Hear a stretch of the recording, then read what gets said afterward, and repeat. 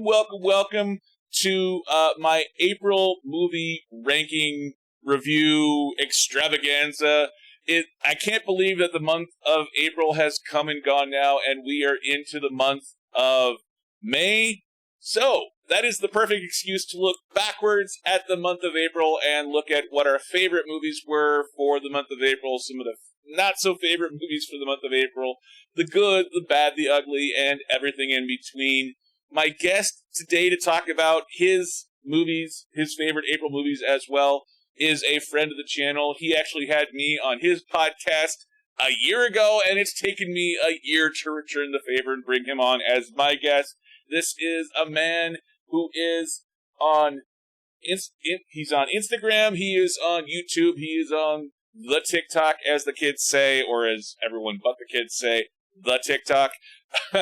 You can find him on his YouTube channel, Pierce Productions. It's been a year. I'm glad to have him back on my channel now, or back on my channel for the first time.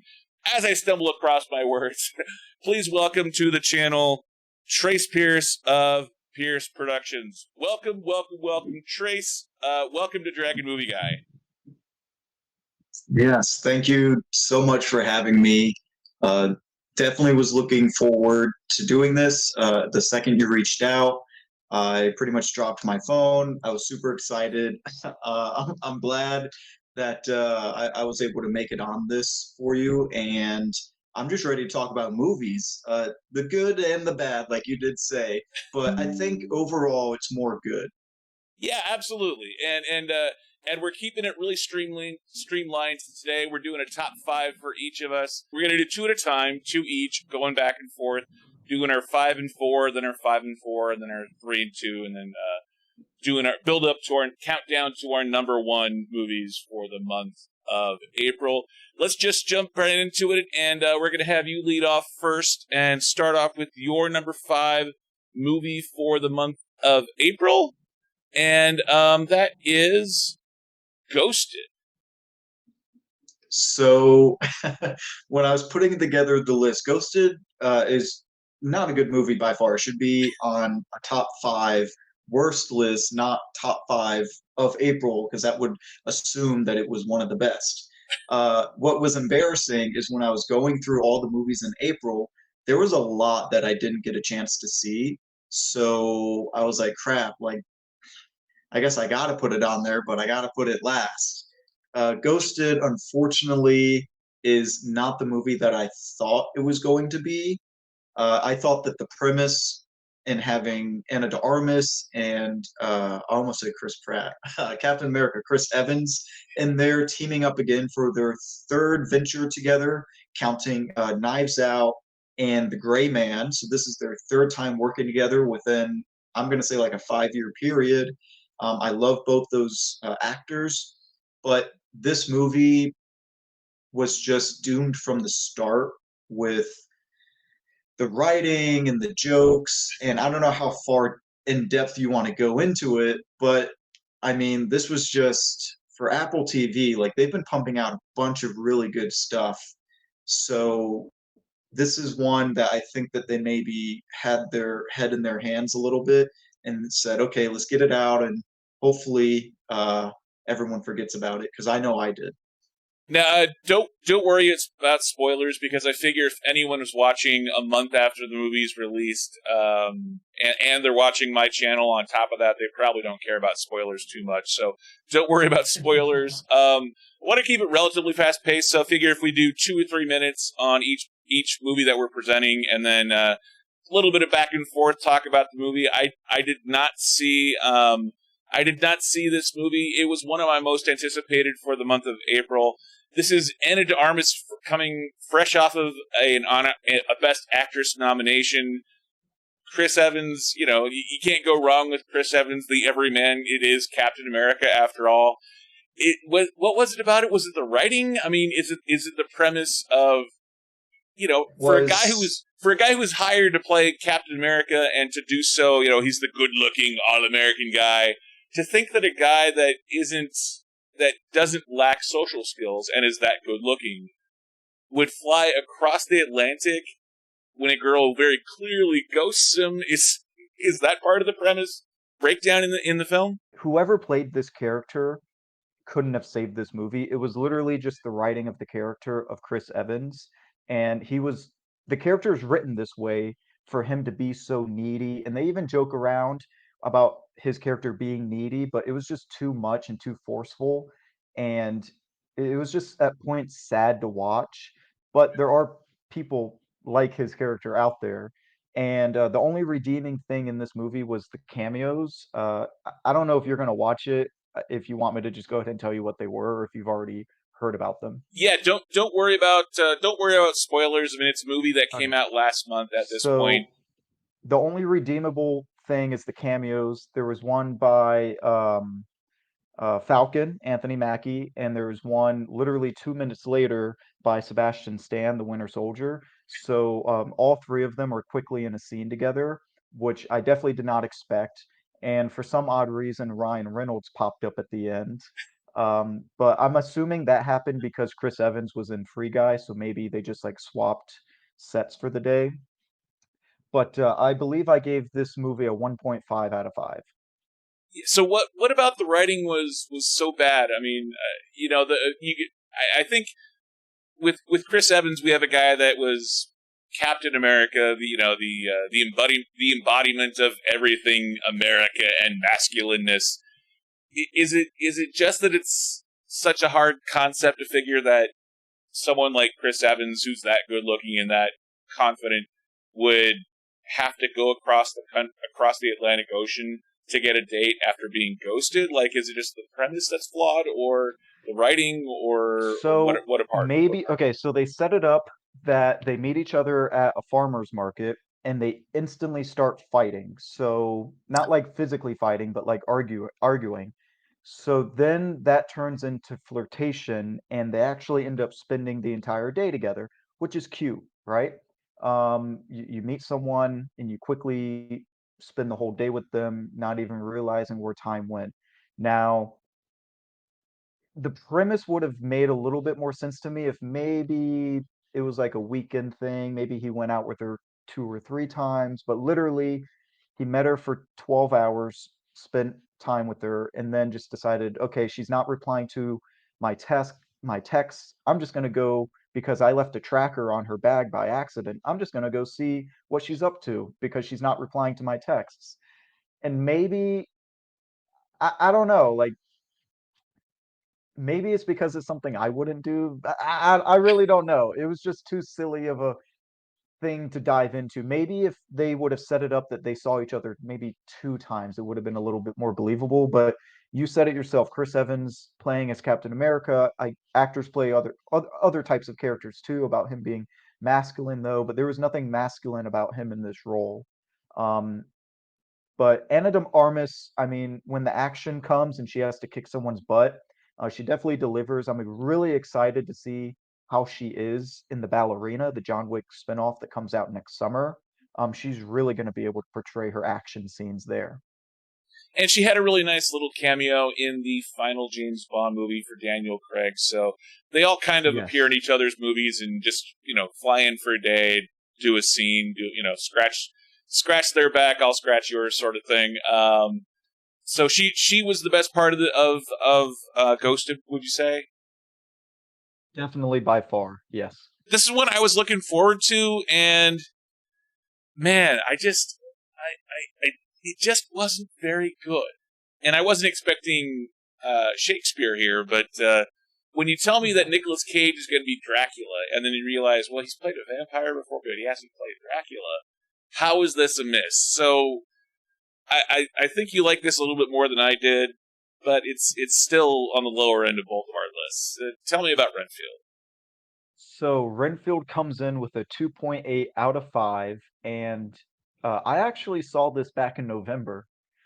So I got to see it like what, like 5 months ago, and um, I liked it as soon as I saw it. I didn't love it, like as you can see, like if I loved it, it would have been higher on the list, but I did enjoy it. Um, Probably the biggest thing that doesn't work for me is like all the sideline stuff going on with Aquafina's character as a cop and the whole city of cops being corrupted and she's the only good one. And I mean, we even have Sonic in there. Jean Ralphio, is the character from Parks and Rec. I can't think of his actual name, Ben but he Schwartz, you plays. mean the son of the son of the gangster lady, Yeah, yeah. the It's voice of Sonic Ben from Sonic the something. Hedgehog. Yeah, he voices Sonic. That's right. He it was good just seeing him actually be able to act because the last couple years we've just seen him as Sonic and we don't even see him. It's just his voice. So that was fun to have him in there. But like his character as a villain, nothing groundbreaking there. Now, the stuff that I really loved was whenever we did get Nick Cage as Dracula, he's not the main character in this movie, hence the movie's titled Renfield, not Dracula, which is fine. So when he does pop up, it's kind of like a treat because you're like, oh, okay, he's back on screen. What's he gonna do? It starts off with a really great opening, reminiscent of the 1940s Dracula movies and playing around with that. And I just think that he was just sinister and also comical as Dracula, as you would expect someone like Nick Cage. But Nicholas Hoult being in this movie as the lead, him getting his powers from eating bugs and them kind of making like a twist on that, him having a little bit of Dracula's powers, I thought that was really great. Best scene of the entire movie. I walked out and I told my roommate about this scene. The first chance that I could get is when they're in the apartment complex and they're being like swatted by police, and he's just going and wrecking fools and throwing people on top of cars. And yeah, it was very bloody and I loved it. But there was a couple other movies in April that just surpassed it, but just a little bit. So would you is Renfield on a go watch it list or not for you? I would give it a thumbs up. I would say yes, check it out if you haven't seen it.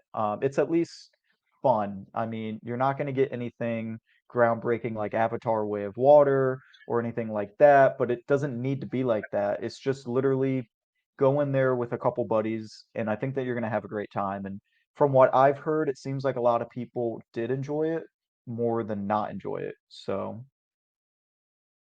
Nice, yeah, and this is one that I was really looking forward to. This movie, I did not like it as much. I really wish that I did.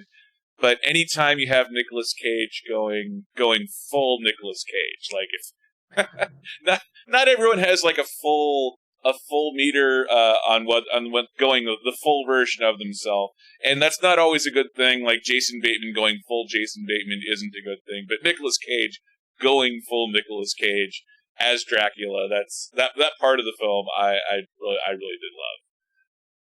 yeah, you had it as a number 5 on your list, correct? Yeah, and that's so let's flip over to my list, and that's where we're going to start with me on Renfield.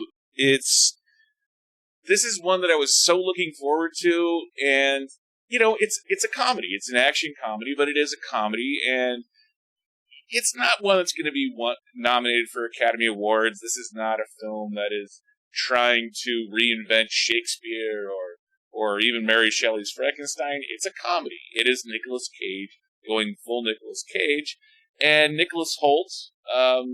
He's playing the leading man. He's playing the supporting character, getting his own film. It is titled Renfield after him, and man, I love everyone involved in this film, but when you have the voice of Sonic playing the spoiled douchebag gangster, I was so expecting, when you're expecting Adam Driver or someone of that ilk to play that type of character, it was miscasting from the get-go with that character. And then Awkwafina. I love Awkwafina. She was great as the sidekick in Shang-Chi, and sort of, in a way, playing the non-romantic leading lady, which is, I believe, the first for a Marvel movie where you have the female leading character who they're not trying to force into being a romantic interest. So the fact that it felt like they filmed everything that they filmed, and then they kind of went back and did reshoots, and they tried to force a romance there when she clearly that's not the best part of her acting ability. She's funny, she's very talented, but that sort of romantic chemistry between her character and Renfield, I didn't feel that was anything there. And the fact that she actually has a track history of being the leading female character in a film, and not having that aspect to her character, it actually surprised me that they tried to force that relationship through their characters, the editing, everything about the presentation. There are just those films where when you edit and re-edit and then re-edit again and then go get focus groups, and it was one of those films that the trailer was brilliant. We shouldn't judge a film based off of how good a trailer is, a la Suicide Squad. But this is just one of those films that felt like it died in committee for me. And for me, I have my pull up my score for this. This one it fails across the board. I gave it a 32 out of 100, or 1.5 stars. To me, this was a most definite skip, even though Nicolas Cage as Dracula was brilliant. As you said, he is a supporting character in this film, and I just wish that they would have known what they wanted to do more, rather than shooting everything that they shot and trying to fix it in post, and then realizing that there really wasn't anything that they could do to save that film. I believe. Clearly, you liked the film a lot more than I did, and maybe I was nitpicking a bit too much. But when you look at dumb comedies, which is what this is trying to be, when you have a movie like Dumb and Dumber, which is solid filmmaking from beginning to end, when you look at Dude, Where's My Car, stuff like that, and that's, stupid comedy is a different category entirely, as opposed to the action comedy that we have here. But maybe it was me going in with my expectations and projecting my expectations onto the film, which isn't fair to the film. But it failed across the board for me. Well, yeah, sorry to hear that. I mean, am I wrong film is there? subjective, but Am I wrong in my assessment? Clearly you like the film a lot more than I no, did. Was I holding it to too high a standard? Did no, I don't I think you miss were. something? I don't think you were. This definitely isn't one I'm going to remember in a year, and this isn't anything that's like going to warrant a sequel or anything like that. I don't think they were thinking franchise for this movie. Oh But gosh. at the end of the day, I mean, the biggest thing was if you bought in as Nicolas Cage as Dracula, I would say that was the most important thing.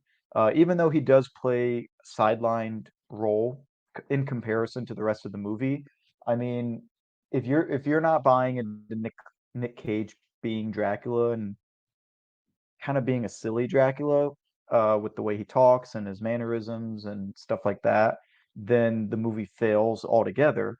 Um, all the other stuff is just kind of like extra baggage, like all the mafia stuff and the romance that you mentioned. I will say though, other than Nicolas Cage, my favorite part of Renfield was the support group stuff. The 12-step support group.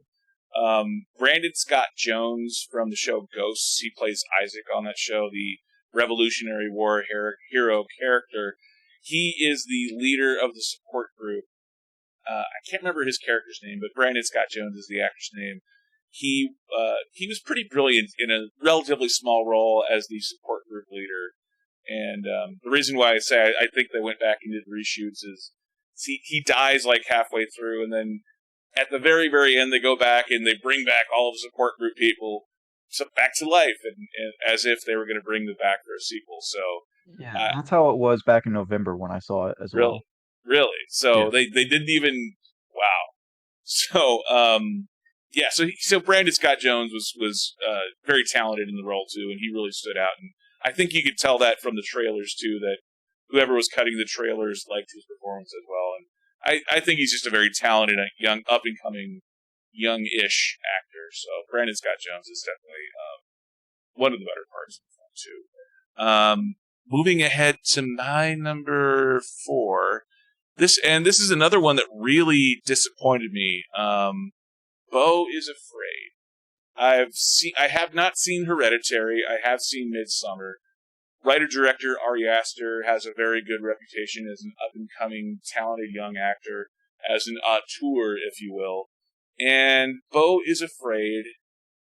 This is Joaquin Phoenix as a guy who has agoraphobia, as someone who's afraid to leave his home, and he has tons of anxiety and going through and getting... He has a therapist and all this stuff, and he has to go on a road trip to visit his mom. And the visuals are brilliant, but my God, there's something here where it's almost a 3-hour movie, and it really shouldn't be. It is the definition of hubris and not being an auteur, just being someone that's full of himself, and this is my directorial vision. I really wish they could have done this as a streaming show, but I think part of the whole auteur thing is this is cinema. This isn't a streaming show. This is cinema, and you will watch all 3 hours of this, what should be a 6-episode streaming series. And part of the reason why I say it should be a 6-episode streaming series is the acts in this film are very cleanly divided, to where you could very easily just chop. Like, this is not a continuous viewing experience. This is very episodic as you're going through this road trip with Beau. So it really, in my opinion, should have been a 5 or 6 episode streaming series for that 3 hours of runtime. And just the hubris of all of it, it's brilliantly done. You could tell that Ari Aster is a brilliant filmmaker. He knows his way around a camera. He knows the difference between practical effects and CGI. He knows when to do them. But to have all of it boiled down to just some very stereotypical character motivations, it could have been done in at least 45 minutes less. My score for Beau is Afraid, it probably should have been lower, but this is actually the first time since I've been putting out my movies, my scorecard for this movies, I actually have negative points.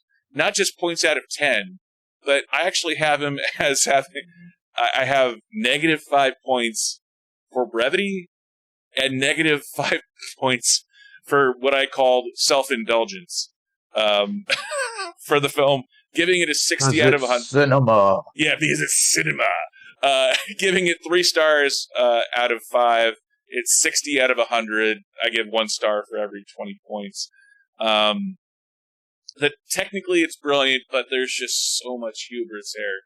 He's so full of himself as an artiste with an E on the end. It's not an artist; he's an artiste with the I with the E at the end. So, this is So maybe what they should have done was similar to what they did with The Hateful Eight, like 5 years after it released, is if you go on Netflix, you can watch The Hateful Eight, or you can watch the extended version that is 4 episodes.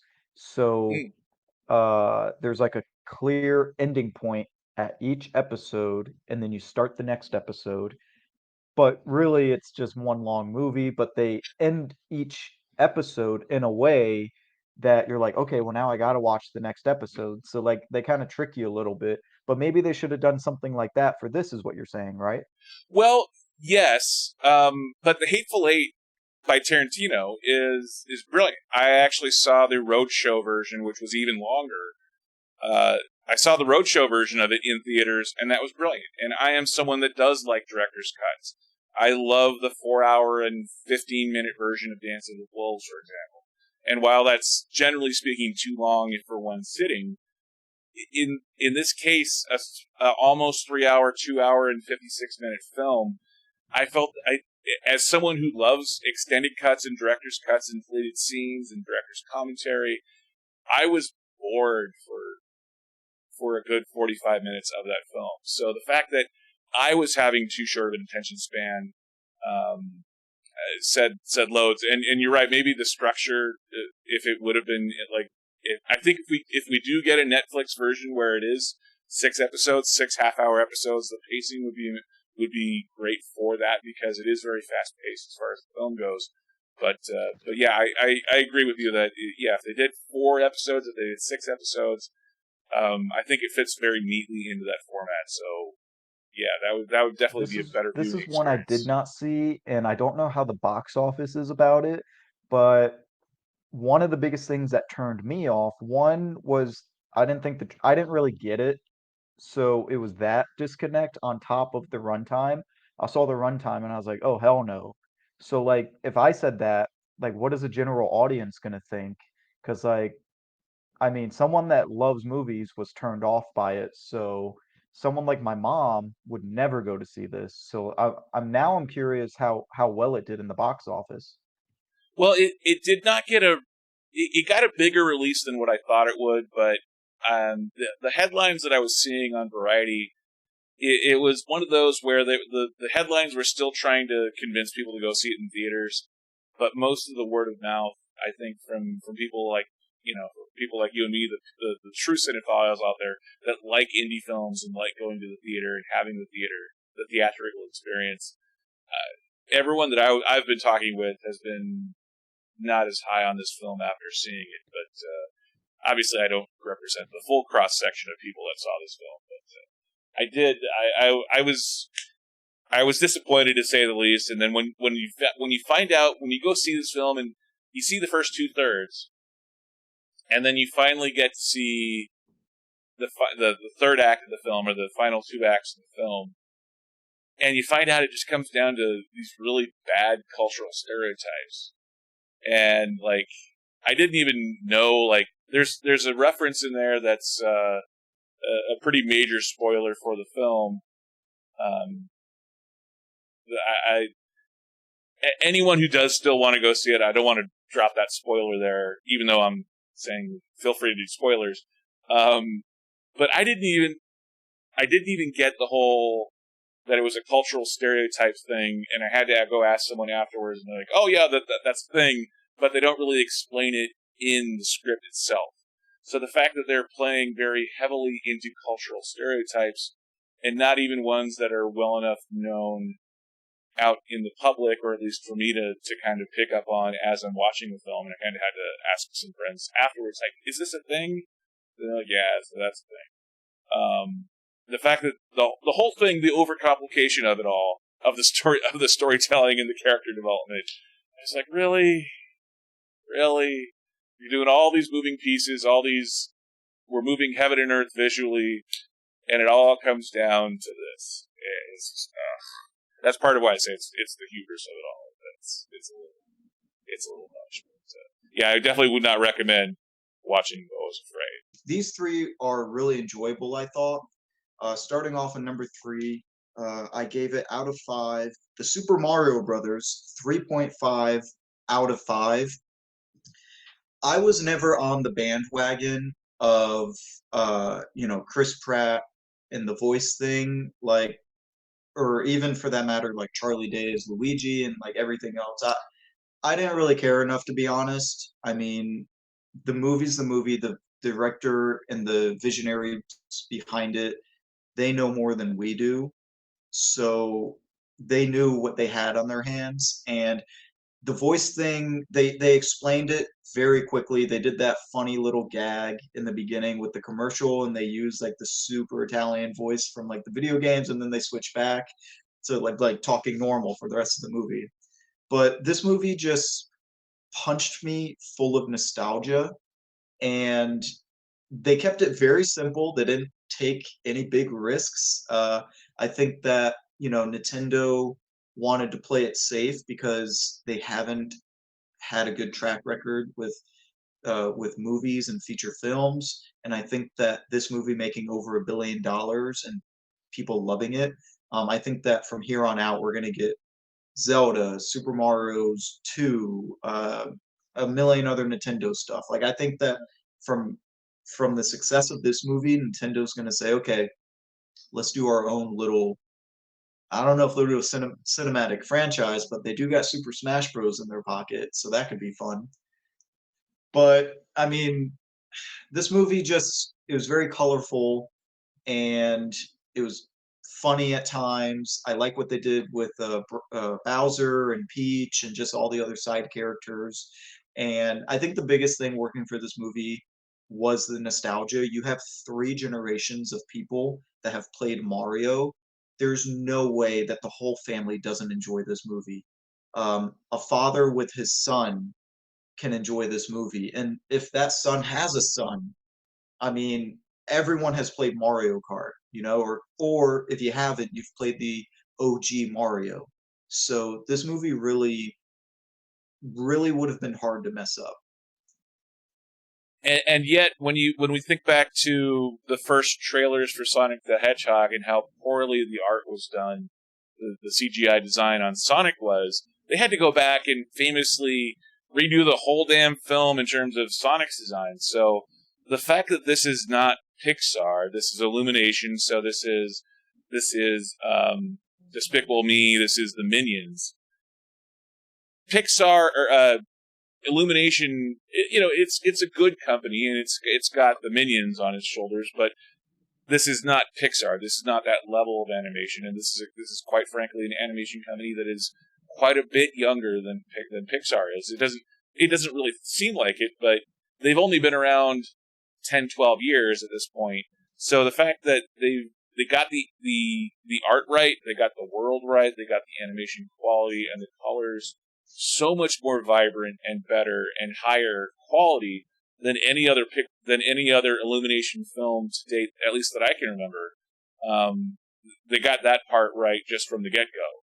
And then you're right, with the voice talent, the fact that we got the big name voice cast and that they didn't try and do more of the "it's me" kind of the over the top part of it, and yet you're right, they play into it a little bit, they write it into this joke, and then they go back to their normal speaking voices. I think either theoretically could have worked if they did it right, but I think the way they did it was the right choice for Super Mario Brothers. And yeah, it's so visually stunning. It's so well envisioned and realized on screen. And when you really see what they did visually, I was shocked at how well all of the mushrooms and all of the Super Mario Brothers stuff from the video game actually does come across with how they realized it on camera. Illumination, I mean, you said it yourself, they've only been around like 12 years or something like that. But, I mean, Pixar and DreamWorks better watch out because Illumination knocks it out almost every time. I mean, the Despicable Me franchise, each movie makes $1 billion when it comes out, and it's like expected now. I'm not a fan of Despicable Me, to be honest. If I was to rank the Illumination movies, Despicable Me as the whole franchise would probably be at the bottom. But I'm in the minority. People love those movies, like love. And then, I mean, Sing. I think the Sing movies are great. I love those movies. And then you got Secret Life of Pets. That's also really good. I can't think off the top of my head any other franchises that Illumination Those are the has. biggest But ones. Those are the biggest ones, if I remember right. But I need to go back and do a full. yeah, Sing and Secret Life of Pets is great, and then now Super Mario Brothers. I'm really excited to see what else they crank out. And I'm really excited about it. and you're right. We got a little bit. It's almost like this was a film that was meant for CinemaCon or something along those lines, because we got the Mario Kart scene. We got the King Kong versus, or the Donkey Kong versus Mario Donkey stuff. Kong, yes, yes. So you're right. We can the fact that we got A-list celebrities or former A-list celebrities doing all these voices, you could totally tell that all of Hollywood is abuzz with, oh, we can get in the ground floor and be an A-list or B-list actor voicing this character doing spin-offs for the next 20 years. Because that world of Nintendo is so rich with characters and history and nostalgia that if it's done right, you can have a Donkey Kong spin-off series, you can have a Princess Peach spin-off series, you can even have a Luigi spin-off series. Mansion. Yeah, with a green screen, green character, and have that being a joke in the film of Luigi being in his own film and a CGI green screen thing, so his entire costume's comped out. He can do all of that from that Illumination world, and have those A-list characters doing a very high quality IP with Nintendo as owning just a license to print money at this point with all their characters. So yeah, I would not be. I would be shocked if we don't see a sequel to this in the next year or so. Because you're right, $1 billion with a B. That's something that usually only Marvel does, or only the biggest of films get to be $1 billion. So the fact that it made $1 billion in like 3 weeks is amazing. Yeah, that is pretty crazy. Moving on to my number 2 is Yes. a Ben Affleck directed film called Air. I love these types of movies where we get to learn about the history of a company or a product, stuff like The Founder with Michael Keaton. Like, I love these stories that give you just like a deeper dive into the stuff that we eat or the stuff that we wear. Later this year, we have a Pop-Tarts movie coming out with Jerry Seinfeld. And I mean, learning about the creation of the Pop Tart. And it's like, I just think that stuff is so interesting when done right. And Air did it right.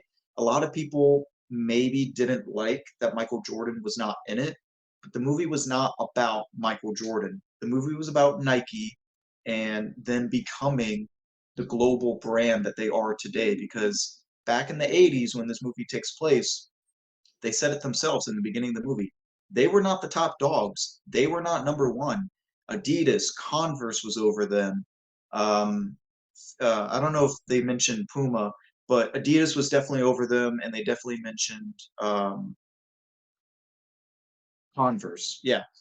Yeah. So I thought it was just so interesting about them taking these risks with Michael Jordan and literally taking all the money they had for this certain project and saying, okay, we can only spend X amount of money on like 3 or 4 players to kind of sponsor them throughout the NBA season. And Matt Damon's character was like, listen, let's take all the money and instead of spreading it out between multiple people, let's go all in on Michael Jordan and him having to convince everybody that this was the right move with their money and then designing a specific shoe for Michael Jordan and having to win him over because he was so against Nike, which this is all information that I would never know. I would never sit down and read the Nike Wikipedia page on my own. Like, I would never do that. Yeah. And Ben Affleck, I love him as an actor, but he needs to direct more movies because he's such a good director. Yeah, I agree. This is also on my list. I can't remember off the top of my head where I put it, but it's this is we're getting a trend now of Hollywood loves a good biopic, and we've done so many biopics, or Hollywood has done so many biopics that now we're getting biopics on consumer goods and brands, and like we just got the Tetris movie, which I have not seen, but it's been getting pretty good We're reviews. getting a BlackBerry one too. Yeah, and BlackBerry is coming out this next month too. And I before you types of movies. Yeah, and if they're done right, they're brilliant. And I didn't even know we're getting a Pop-Tarts movie. That's freaking brilliant. And if we're getting a Pop-Tarts movie at some point too, I pray that we get a Hot Pockets movie with with the guy that did the Hot Pockets routine doing the Hot Pocket stand-up routine in the film too. Yeah, I like this film. I love the Air Jordan brand and the product history and the history of Nike was something that we kind of tend to forget. Like I wear Nikes as my shoe of choice in life and in general. And it is interesting to look at the fact that this is 1984 when this is set, when Michael Jordan is coming out of college. The film takes place after the NBA draft, but before the NBA season, so it's that very narrow window of time.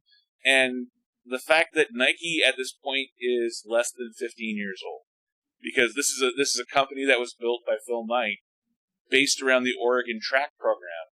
So the fact that we get a lot of that history of Phil Knight building this company out of the back of his car based off the Oregon track program, and that when they're talking about budgets and that minuscule budget that he's giving Matt Damon for the NBA contracts, when compared to track and field, it is really interesting that it's not that Nike's going to fail, it's going to fold underneath its own weight if they fail with this, but it's a whole emerging market that no one saw up until the Air Jordan brand was created by Phil Knight and by Sonny Vaccaro, Matt Damon's character.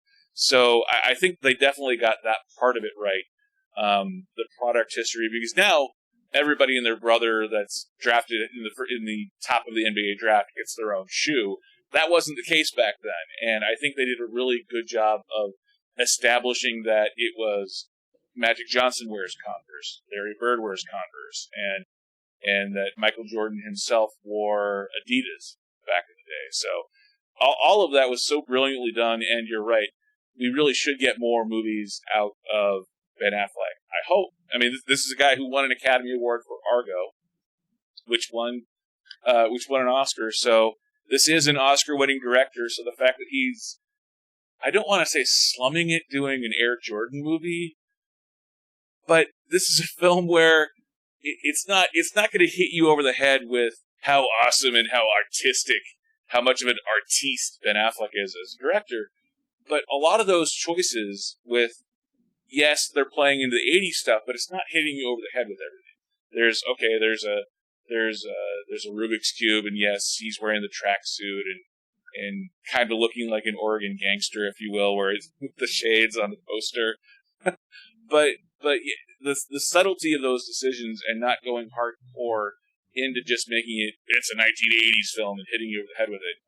I did like too. It's brilliant in its subtleness, and it's interesting too because I live in Las Vegas, so when I saw that Matt Damon, oh, they're doing a Michael Jordan, yada yada yada. It wasn't until I started researching the film itself that I realized, why have I heard that name before?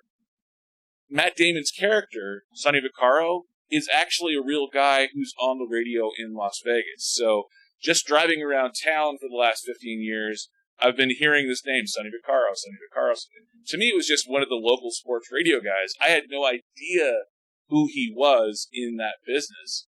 So the fact that they start this entire film at a basketball tournament at Bishop Gorman High School, that is an actual high school here in Las Vegas, and it's the same high school that now is a very wealthy program, and it's for example, it's where Snoop Dogg's son transferred from L.A. to Las Vegas, and they did that reality show. That's Bishop Gorman. That's the one that they showed at the very beginning of the movie Air. So, yeah, I love the attention to detail to stuff that was actually happening in reality, and that's something that the best directors know how to do without hitting you over the head with it and not going, see, real life guy, Matt Damon's playing him. They know how to do it just enough and let the story tell itself, because the story is the way they're able to tell the story is so phenomenally interesting. I believe that was your number 3, correct? Yeah. On your list out of 5? Yeah. So if we switch over to my number 3, yeah, my number 3, yes, is Air, and echoing kind of what I just said, I have a score of 67 out of 100, or 3.5 stars out of 5. I love Matt Damon in this role. Matt Damon is. There's a video in there somewhere where I rank all of the movies where people die trying to save Matt Damon. And I mean, trying to save Matt Damon from outer space has been the subject of 2 different sci-fi movies. We killed off Tom Hanks to save Matt Damon in a Steven Spielberg film. So Matt Damon is he's the ultimate, for whatever reason, he's the ultimate pretty boy, all-American guy. And to have him as the schlubby, middle-aged basketball promoter who's failing at his job to try and establish something at Nike, it's sort of an interesting point of view to go from for a character in a film, and to have. I know we got The Last Duel came out a year ago, and we had the reunion of Matt Damon and Ben Affleck, who hadn't been on screen together in quite a while.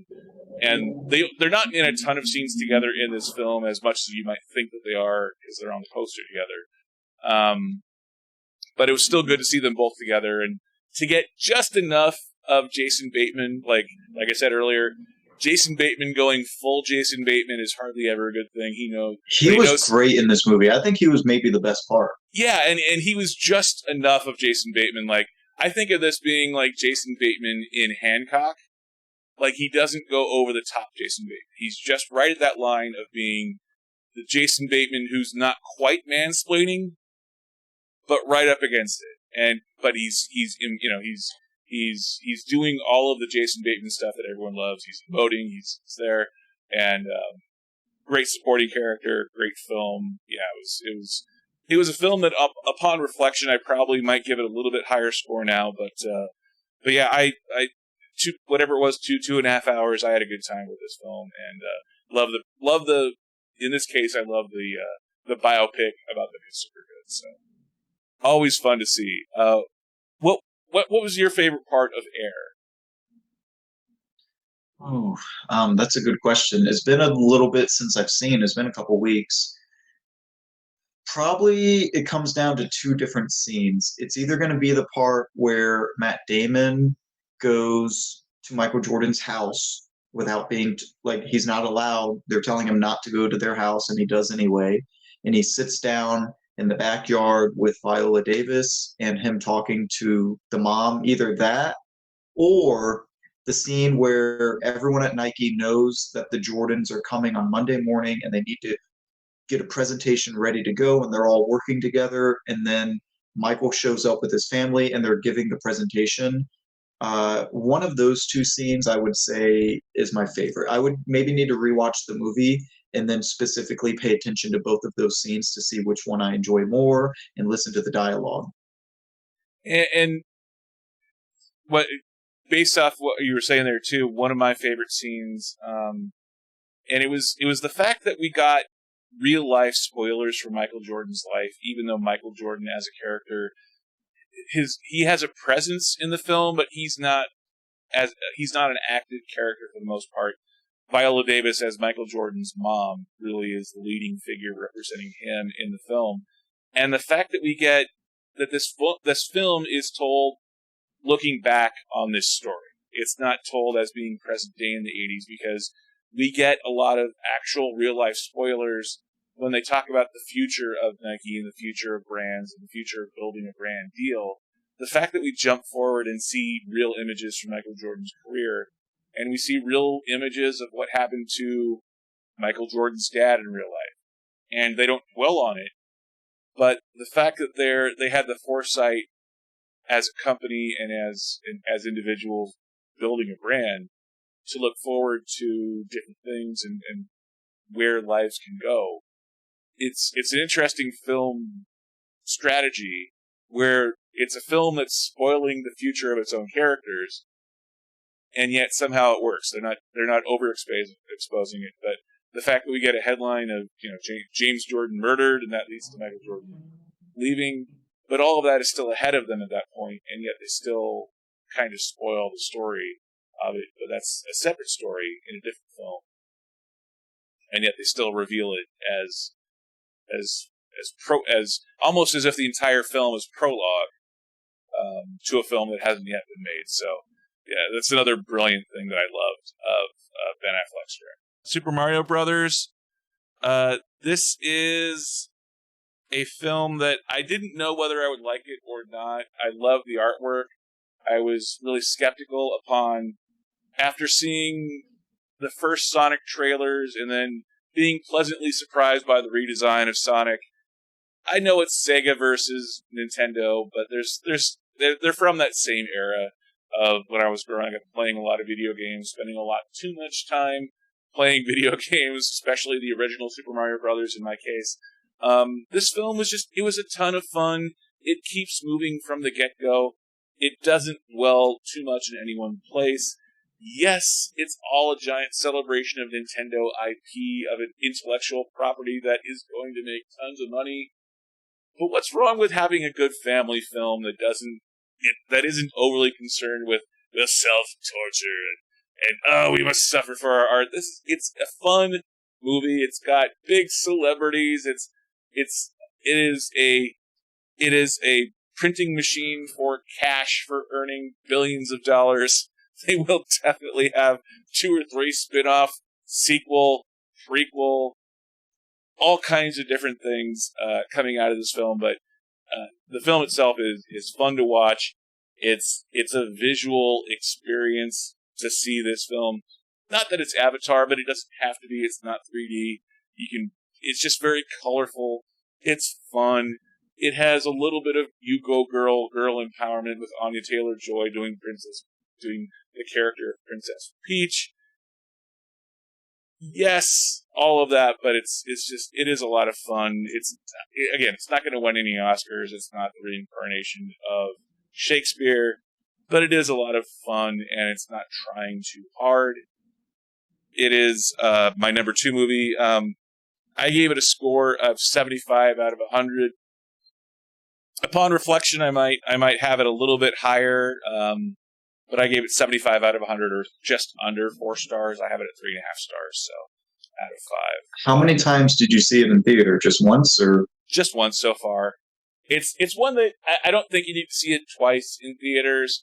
I think seeing it once, it's worthy of seeing in theaters because it is very visual. I do think the theatrical experience does add something to it, but it's not something that I would say, unless you have like a carload full of kids that just you need a couple hours away from the kids, send movies, and they'll be, ooh, look at the pretty colors. Do you think this is one that you see yourself purchasing when it comes out, or you saw it, you enjoyed it, and you're good? This is one that I don't know if I'll purchase it for my home collection. Like I tend to collect just about everything. I have a small animation part of my collection that's actually on the shelf behind me. But this is not one that it may be one that I'll probably buy it as a Christmas present for relatives or that sort of thing. But I may go to the used Blu-ray store eventually to pick up a copy. But it's not one that I'll be sitting there opening day on a Tuesday when it comes to Best Buy and be waiting for the very first copy to come out of the store, out of the box. So yeah, it's fun. It's worth watching. It's not. You're like you said earlier. This isn't one we're going to be remembering in 10 years. But I think for this generation of kids coming up, this is one that the kids may look back fondly upon, if only for the fact that it's made so much money that it's going to spur on so many sequels and spin-offs and other films that if they do this right, we'll be making billions of dollars for the next couple of years to come, for sure. So let's move on to your number one. Your number one movie for the month of April 2023. Your number one movie was Evil Dead. Yeah, my number one movie was Evil Dead Rise. I'm not sure if you're aware of this, but the Evil Dead franchise is my favorite of all time. Evil Dead 2 is my favorite movie of all time. This movie, Evil Dead Rise, had a lot. The bar was set so high for this movie for me because, like, the people that criticize stuff the most are usually the biggest fans. So this movie had so much that I wanted from it and that I was expecting from it. I knew Bruce Campbell wasn't going to be in it. That's fine. I got over that. But there were a lot of other things that I was looking for from my favorite franchise of all time, you know? And this is crazy because I remember going opening night to see the 2013 Evil Dead. It's been 10 years since that one. So I really hope I don't have to wait another 10 years for another Evil Dead movie. But I gave it a 4.5 out of 5 because, one, I don't like doing rankings. Like I did it for you because I'm a guest on your show. But Thank you. if you watch any of my videos, I never rank them and I never give scores. And it's so hard. Everyone has a different variation of a 1 to 5. I think a 3 out of 5 to me is good, but another person may say 3 out of 5. Are you insane? Come on. And it's just everyone has different variations of what a 2 out of 5 or 4 out of 5 means. But if you're going to say something's a 5 out of 5, that means it's 100%. It doesn't get better. So you're putting stuff on the same level as Shawshank Redemption, Forrest Gump, Back to the Future. You're putting it on that level. Evil Dead Rise is not Shawshank Redemption. So for me to sit here and say it's a 5 out of 5, like to me, that's just like my ego is so big because I love this movie. So I love this movie. I enjoyed it. I'm gonna watch it again in theaters. I'm gonna buy it. I'm gonna sleep with it. But this is not a 5 out of 5. It's not Shawshank Redemption or anything like that. But that being said, there were so many Easter eggs in this movie, callbacks from other movies that I was just sitting there like I don't drink coffee, but if I did drink coffee, I can only assume that my body would just like shake if I had like 8 cups of coffee. And I'm sitting here like just shaking in the movie out of pure excitement and joy when they say certain lines or certain visuals. Like it was the most fun I've had in a movie in such a long time, and it definitely lived up and exceeded my expectations of this franchise. Now, see, I have not seen any of the Evil Dead franchise. I find though that people that are huge movie fans seem to be huge fans of the Evil Dead franchise. So I respect the success of the franchise going back. And it's funny that you mentioned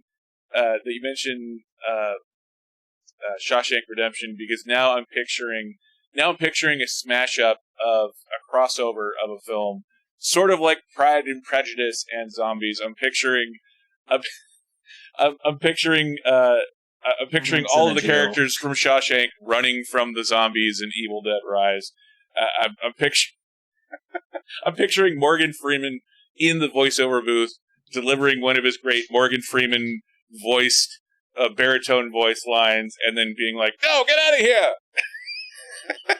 and the zombies interrupting him in the voiceover booth. That'd be such a great crossover movie. Yeah, I've not Did seen. you get a chance to see this I movie? did not. No, I'm not a huge horror fan in general, but I do respect any kind of success where the franchise can live on for decades and decades, and the fact that so many big huge film fans love this franchise in particular, and the fact that Evil Dead and Bruce Campbell and Sam Raimi have become synonymous with each other, that we get Bruce Campbell as a cameo in the first Spider-Man movie when Sam Raimi directs that. All And three Spider-Man movies. yeah, and Doctor Strange and the Multiverse of Madness too. He was the guy And selling. the Wizard of Oz movie that Sam Raimi did. Oh, that's right. I forgot about that. So Like you're right. They go hand in hand with each other. Like when you watch a new Sam Raimi movie, you almost expect a cameo from Bruce Campbell. and this is one of those films too. The Evil Dead franchise it's one of those franchises that people talk about in movies. So when you have a movie, generally speaking, about high school kids or college kids that are huge cinephiles, and they get into an argument about whether something happened in an Evil Dead movie, and that's the character, that's the virtue signaling of those characters being huge movie fans. This is one of those franchises that makes it into other films as a talking point, as something that true movie fans really know what they're talking about as characters in films. Well, we could have them talking about Evil Dead franchise. This is one of those that is so ubiquitous amongst movie fans that it can make it into other films. So synonymous. People.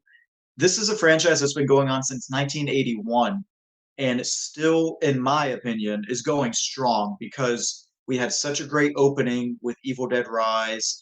And I mean, even the people behind making the movie, Warner Brothers, the production company, this was supposed to be straight to streaming. It was supposed to go to HBO Max, which I was just happy that we were getting a new Evil Dead movie. So if it went to HBO Max, if it went to Amazon Prime, whatever, I was going to watch it no matter what. But they looked at the movie and said, this is great. We can't just waste it on HBO Max. Let's make some money. Let's put it out in theaters. They gave it an upgrade. Absolutely, and because of that, I think we're all benefiting from that decision to actually make money, which is kind of weird considering HBO Max uh, wrote under the whole Batgirl movie just as a tax write off. So It the didn't fact meet that their they were able, standards, apparently. yeah, the fact that they were actually able to recognize this as a potential moneymaker is a testament to them recognizing actual good movies. Let's move on to my number one Wow. and kind of wrap things up.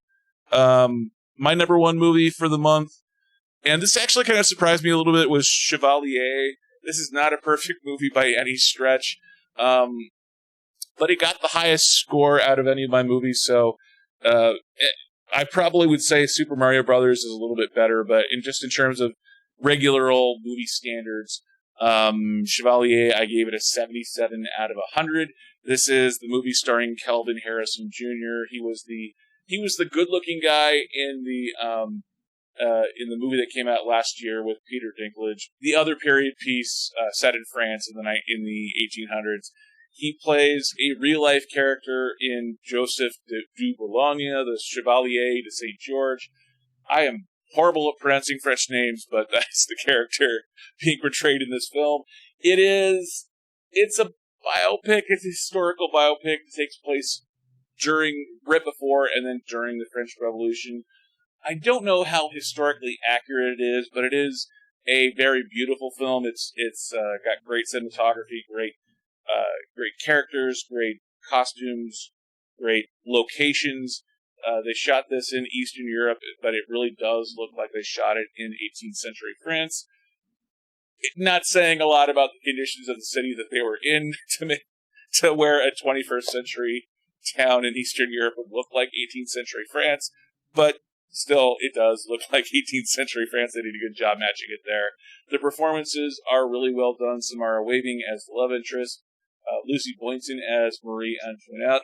Not trying to overstay her welcome. This is truly a Joseph du Boulogne story. Kelvin Harrison Jr. does an admirable job as the character in the film. It is told from a very specific point of view, aimed at a very specific audience. But keeping that in mind, it is a story about a character that you know the name Chevalier, may not know the history behind it, but it is very well executed and a lot of fun. It doesn't take itself too seriously. It is a fun romp to go back and look at a historical character of a real life person that actually existed and overachieved from where you might expect him based off of demographic stuff in the reality of being in 18th century France. So all of that, it comes in at 77 out of 100, just under 4 stars. But yeah, Chevalier, I thought they did a good job with. What were your thoughts on? Did you see Chevalier? That is one I have not seen, so I'm gonna have to just take your word for everything that you said about it.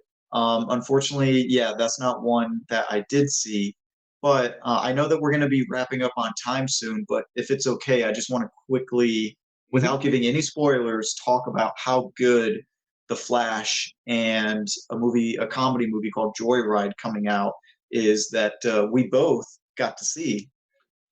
Yeah, I saw both at CinemaCon last week. Both are really good, and we're not allowed to do reviews on them, otherwise they'll revoke our press credentials or industrial credentials. But I did really enjoy both Flash and Joyride.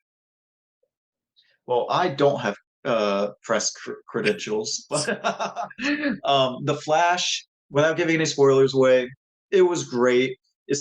To me, I haven't seen Guardians 3, but The Flash is the best superhero movie since Endgame, in my opinion. And I really didn't want to like it because of the Ezra Miller stuff, but when I sat down and watched the movie, I was able to separate real life from Barry Allen, the character he was portraying. I loved this movie was just great. It was such a great and fun, enjoyable 2.5 hours of my life. That's all I'm going to say about the movie because there's so much other stuff to say, but I don't want to give anything away. I'm excited for people to watch this in June, and jumping over to Joyride, I saw Joyride back in September. So this is one that I've been sitting on for what, 8 months? And it comes out in July. I said this when I got home from the screener that night. I said it to my roommate, and I still think that 8 months later, it's true. This is the funniest movie I've seen in the last 5 years. I had such a fun time with this movie. I hope this movie succeeds. It's behind the people that brought you Neighbors, and This Is the End. It's Seth Rogen and his type of producing, and seeing these four women on screen together. Their chemistry is great. Their delivery of jokes is amazing. We have Stephanie. I don't remember her Sue. last name, but she was in every. Yeah, she was in Everything Everywhere All at Once. She gets to let her hair down a little bit in this, and I just can't wait to see this again in July because I've been waiting for so. As soon as the screener was over in September, I wanted to desperately watch it again. And keeping in mind too, this is the writer of this film is from Family Guy. This is, if you've ever seen an episode of Family Guy and you see the credits come up and it's Cherry Chiva Pravda Dumron. Oh, the long name. Yeah, the really long name. That's her. She's the writer of this film. The director of this film is Adele Lim. She was the writer of Crazy Rich Asians. That was a huge hit a year or two ago. So behind the scenes too, this is it is a really talented set of people in front of and behind the camera who happen to be Asian American, but the film is not about them being Asian, which is one thing that I respect about it. As they were presenting at CinemaCon, Adele Lim she had a great line. Adele Lim opened up the presentation for Lionsgate. She said, "Representation matters, especially when you want to tell dick jokes." And this is a film that really reminds. Yeah, this is definitely a very raunchy movie. Yeah, this is a rated R comedy. It's not about them being Asian in particular or female in particular, but it just goes to show that having a different voice, being able to tell dick jokes, is part of what the representation case is. And what this film really reminded me more than anything was The Hangover. And it's four unlikely friends going on a road trip. There's not a lost friend aspect to it like there is in The Hangover, but this is a rated R comedy that is absolutely hilarious. And it's a lot of the same material that The Hangover involves, but it's told from a slightly different perspective, but it doesn't dwell on that perspective. And it's not like, well, it's not using. Did you enjoy it as much as me? Yeah, I did.